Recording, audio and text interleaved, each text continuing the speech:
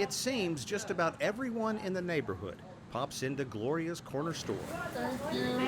And they all take time to chat with Gloria Hilliard, who says she's just 81. Oh, Mama, we got time. But the old ceiling fan and propped open windows don't provide the cool breeze Miss Gloria used to count on. And while she's resourceful, You'll find a way to get yourself cool. You will find a way because, like you said, nowhere to run, nowhere to hide. So you'll find a way to keep yourself cool. that may be optimistic, considering how climate change is broiling New Orleans. In the year 2000 in this city, there were 24 days officially labeled dangerously hot. That means the temperature got above 105 degrees Fahrenheit, about 41 degrees Celsius. By the year 2015, that number had jumped to 35. And by the year 2030, officials estimate there will be 100 days in the dangerous category. My assessment during Katrina, watching the recovery and the response and the recovery, that when it get hot, who suffers the more? The poor. When it get cold, who suffers the more? The poor. When it rain, who get the wettest? The poor. Retired Army General Russell Honore rose to national prominence, inheriting the messy aftermath of Hurricane Katrina and getting the recovery on the right track. Since leaving the military in 2008, Honore has been fighting to give a voice to those who need it most, in part by founding what he calls the Green Army and becoming a warrior for ecology. Just look at the wetlands along the South Louisiana coast. They continue to wash away.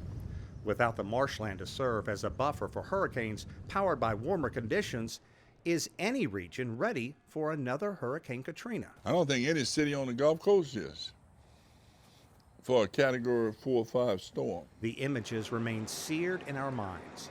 Nearly 1 out of every 4 residents in New Orleans lives in poverty. Here, and in most regions globally, the poor often live in areas that will suffer first and suffer most during violent storms. In another part of the city, 2 sisters who have spent a lifetime together. Rosella Howard is the baby, Priscilla Edwards, the doting big sister. Rosella suffered a stroke a while back, and the scorching summer months are coming. With Rosella on a fixed income, she will have to decide between being cool and buying food. Some of them will not use their air conditioning because they're scared of the price. Physician Eric Griggs, known simply as Doc Griggs, is making it his mission in life to take care of people in this neighborhood, especially the elderly. PTSD, hypertension, stress, anxiety are all real and all made worse by climate change. We're in zip code 70119. That's pretty well known because the average life expectancy in this tract of this zip code is 55. Rosella says the heat is much harder on her since she had a stroke. And the sad fact is, 80% of the people who die from heat-related ailments are above 60 years old, and they feel neglected. Why do you think there are climate deniers out there? because they're not affected by it.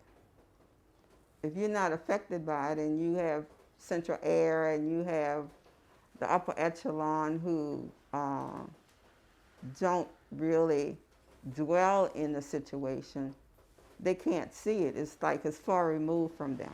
There's still a large part of the population that deny climate change. But we've got to pitch this to this next generation that this is a war. Honore says it is time for tough choices, a commitment to renewable energy, reusing more metal, plastic, and wood, and reducing greenhouse gas emissions, saying if big changes don't come, and soon, the casualties in this war will be our family, friends, and neighbors.